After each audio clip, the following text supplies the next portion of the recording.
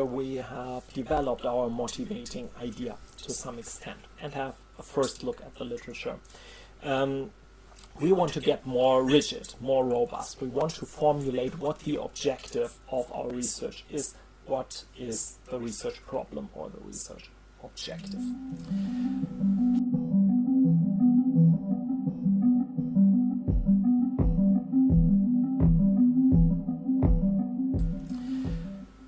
Okay, and you usually introduce that later in your report in the introduction. It should encompass everything that you test or examine. So it should cover all the hypotheses, we'll talk about those later, and the research questions formulated in your theory section.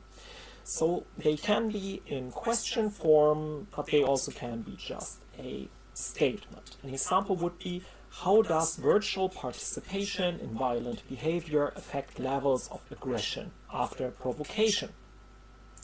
Right, so that aligns with the first reading of some relevant literature. When you formulate the research objective, there's two basic ways to come forward with a sentence like that. A top-down approach, so you have a general topic, a theory, a case, and you're looking for a more specific research problem. So your interest is first a broader interest, and then you have to focus in on something more specific. Or it's a bottom-up approach. You have a very specific question or very specific expectation, and then you try to find the common ground, the common denominator between them, something that covers the specific questions or expectations that you have. So you basically start with hypotheses and research questions, even if they are not formalized as such yet, and then look for the common ground between them, and this gives you the overarching research problem.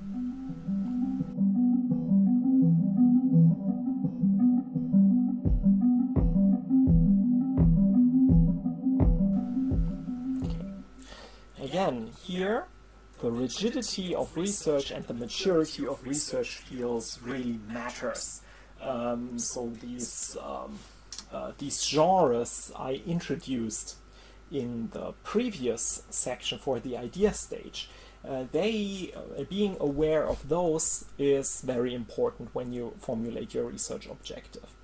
You can probably imagine it a little bit like the history of human exploration of the Earth or our environment more generally, right? So we can imagine when a research field is new, not very mature yet. We have lots of misconceptions. We have very little knowledge to begin with. That would be like this early age of exploration. Think of Christopher Columbus, right? You only have very vague ideas about the continents of the Earth, and you start out with an idea, or maybe there's a route to India to the west, right? And then you discover America. So that would be the stages of open-ended and probably closed-ended exploration. Closed-ended in the sense that, okay, at least we know that the world is a globe, or we are pretty sure about that, but we don't really, and there's different opinions on how the size of that globe is and how far it is to come to the other side of the world. But obviously you didn't have an idea that there's another continent in between.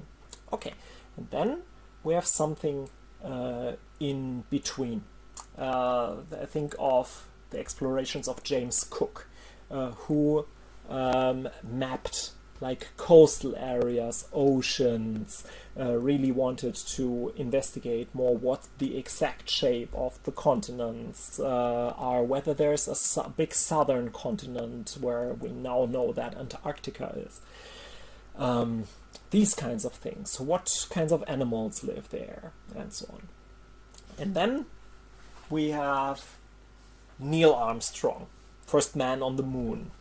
There we have very elaborate gear, very clear mission, just want to take a first step on the moon. And you need tons of knowledge about the world, about physics and so on to begin with, and then have a very specific mission that you set out to test. Okay, so in this exploration stage, maturity of the research field is really low, whereas it is moderate in the mapping stage and high in the testing stage. The literature that you have is minimal or maybe wrong or full of speculation in the exploration stage. In the mapping stage, it's quite substantial what you already know, and you should know it, but it's still manageable and there's lots of gaps. And in the testing stage, there's vast knowledge. We are pretty sure about the accuracy of that knowledge and need to rely or take some things for granted quite often to make more progress. The novelty in the exploration stage is very high. It's moderate in the mapping stage or low in the testing stage, right? So the news that we've discovered a new continent to the west, that's big news, right?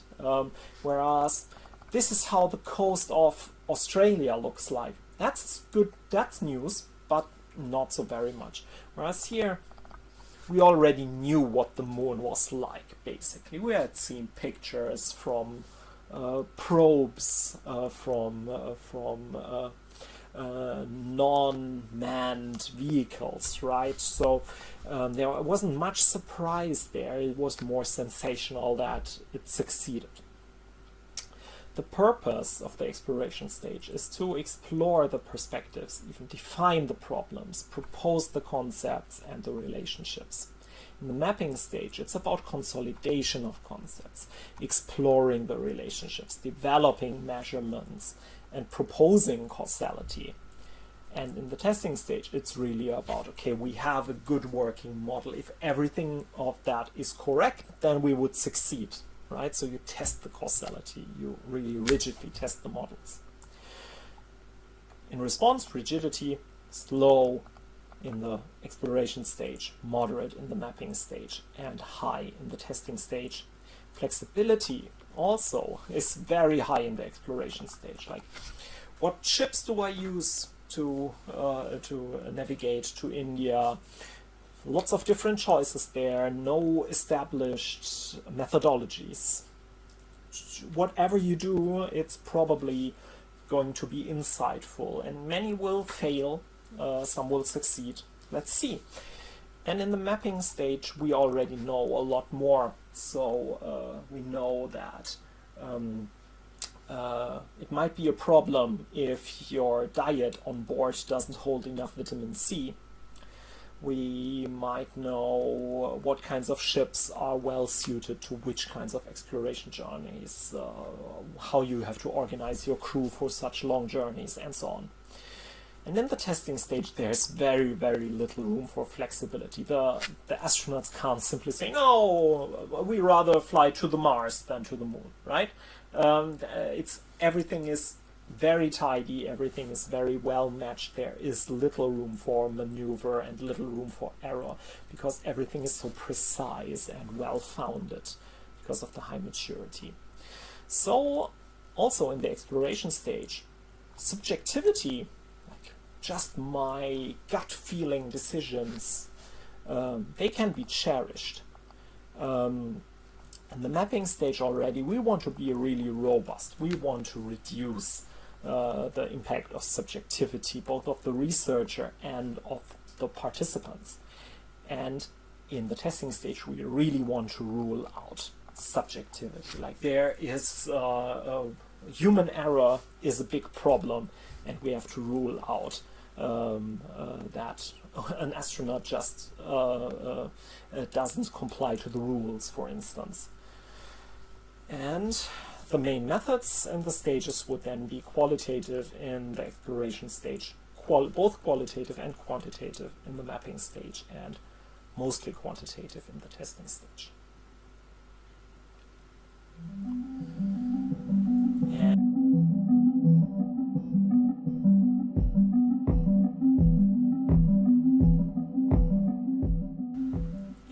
this is aligned, the quantitative-qualitative divide, with a certain principle or a certain interest in certain statements that we might want to generalize or that we want to arrive at in a general form. And I call these a "this is typical" generalization and a "this exists" generalization. The "this is typical" generalization would be more quantitatively oriented. Example question would be, what is the typical income in Norway? And basically the logic is that you have to examine all people to be sure. And if you can't examine all people, you need this sampling approach that tries to construct a minimal microcosm of the entire universe of units. Whereas in the qualitative context, the insight that we want to gain is very much more of the "this exists" type.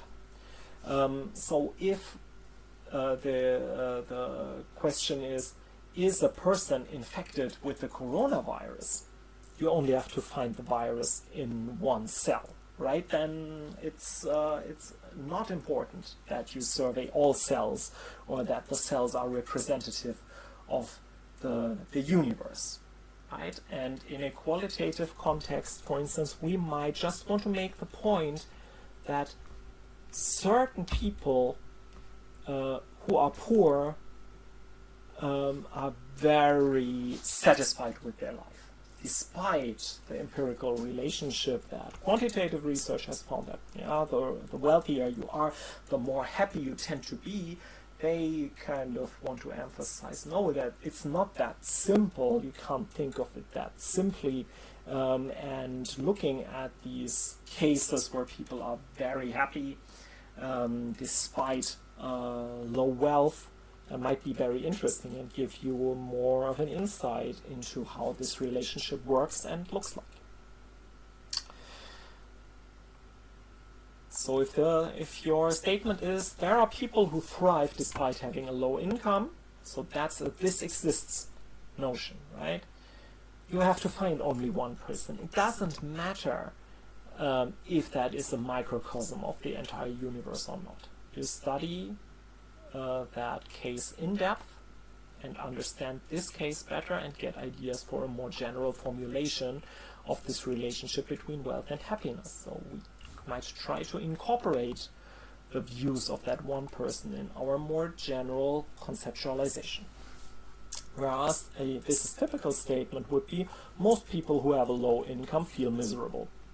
And there you really have to examine the overall distribution. You will need to study many persons and measure their income and wealth and their happiness. And if you draw a sample, it must be a microcosm of the total population.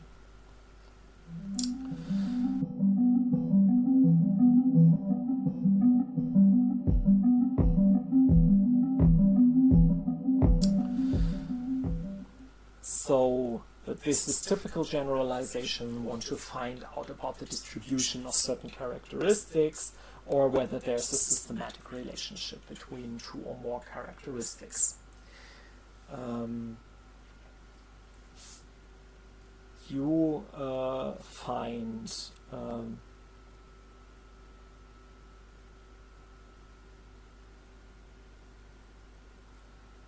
find statements about definitions and conceptualizations.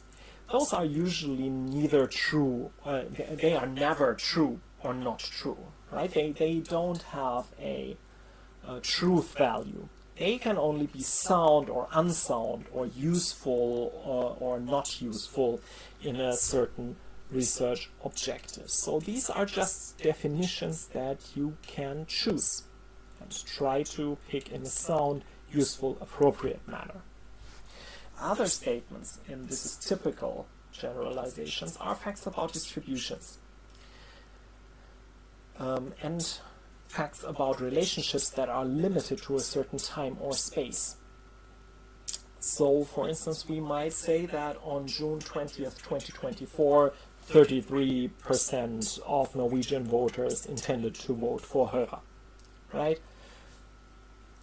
This is not a general theoretical statement. it doesn't want to generalize to anything. So these are not relevant to theorizing.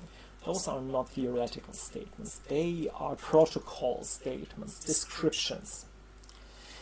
But there's also general statements about distributions of variables. Journalists tend to be left-leaning in their personal political ideology. So basically, across contexts, there is this tendency, we would say. So this is relevant for theorizing, because we say this isn't just the case on June 20th, 2024 in Norway. We say this is general. And we also have statements about general relationships about variables, like job satisfaction that is associated with salaries. This is also relevant to theorizing. And we have causal statements, of course, which are obviously relevant for theorizing. Pay raises increase job satisfaction. So the kinds of generalizations we should distinguish here are population generalizations, where the inference is basically from the sample to the population, or from selected cases to a population behind the selection. That's the microcosm idea. The other sort of generalization is the cross-context generalization, inference from one context, one culture to another, one time period to another, one country to another. And this may depend on how similar the contexts are to each other and how context-sensitive the phenomenon is. You see the table here below. If we have contexts that are low or high in similarity, whether a finding can be generalized to the other context depends on how context-sensitive is the phenomenon. So if we deal with something that is a general law of human experience, like if somebody shouts loudly, I will pay attention, right? So this is deeply embedded in human behavior, right? Then you would say, even if we have a low similarity of context, this is so low in context sensitivity that it's most likely transferable to the other context. However, and also even if the context sensitivity is high, then we might still transfer it to the other context if the contexts are similar. So even if the relationship between wealth and satisfaction with life might depend on cultural values, we would say, okay, two countries that are very similar in cultural values, say Norway and Sweden, there it's still most likely transferable what we found in Norway to Sweden, but probably it's not transferable from Norway to Nepal, which is obviously culturally much further away than Sweden is. And if we have a mixture, we might think it's partly transferable, right? So depends, or we have to investigate more closely. Good. And the third generalization would be a theoretical generalization. We can look for inferences about the existence or relevance of general theoretical concepts or social mechanisms, and that would be what you can very well do based on qualitative evidence, and often do better with qualitative evidence than quantitative evidence, because you can showcase and subtype things much better based on the contextual evidence that you've collected.